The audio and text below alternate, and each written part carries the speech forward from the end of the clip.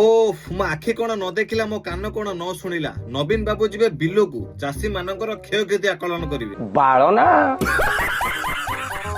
ଭାଇ ବିଲ ବି ଧନ୍ୟ ହେଇଯିବ ନବୀନ ବାବୁଙ୍କୁ ଦେଖି। ସବୁଠୁ ଖୁସିର କଥା, ଯେହେତୁ ନବୀନ ବାବୁ 25 ବର୍ଷ ଶାସନ କଲା ପରେ ପ୍ରଥମ ଥର ପାଇଁ ବିଲ ଅଭିମୁଖେ ଯାଉଛନ୍ତି, ତ ସେଥିରେ ସମସ୍ତ ଚାଷୀ ଭାଇ ପୁରା ଗୀତ ଫିତ ରେଡି କରି ରଖିଛନ୍ତି। ନବୀନ ବାବୁ ବିଲରେ ପଶିଲା ପରେ ଗୀତ ବାଜିବ, ବିଲ ସାରା ସାର ପାଣି ବାଜି ଗାଣ୍ଡି ମୋର କୁଣ୍ଡେଇ ହେଲାଣି, ସଲସଲ ଲାଗେ ଗଲଗଲ ଲାଗେ କୁଣ୍ଡେଇ ହେଲାଣି।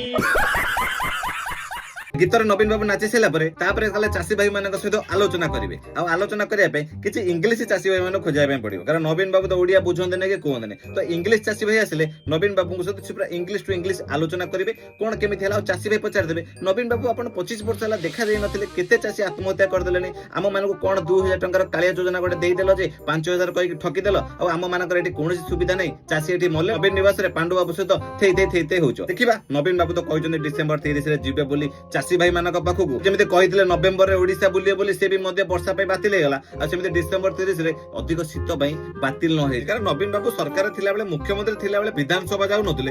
ସିଏ ଆଜି ଯିବେ ଗଞ୍ଜାମ ଚାଷୀ ମାନଙ୍କର ଦୁଃଖ ବୁଝିବା ପାଇଁ। ଆଉ ନବୀନ ବାବୁଙ୍କର ବିଲକୁ ଯିବା ଖବରଟି ନିଶ୍ଚୟ ଦେଶ ବିଦେଶରେ ଗୋଟେ ଚର୍ଚ୍ଚାର କେନ୍ଦ୍ରବିନ୍ଦୁ ପାଲଟିବ, ମୋର ଆଶା ଅଛି। ରହିଲି, ଜୟ ଜଗନ୍ନାଥ।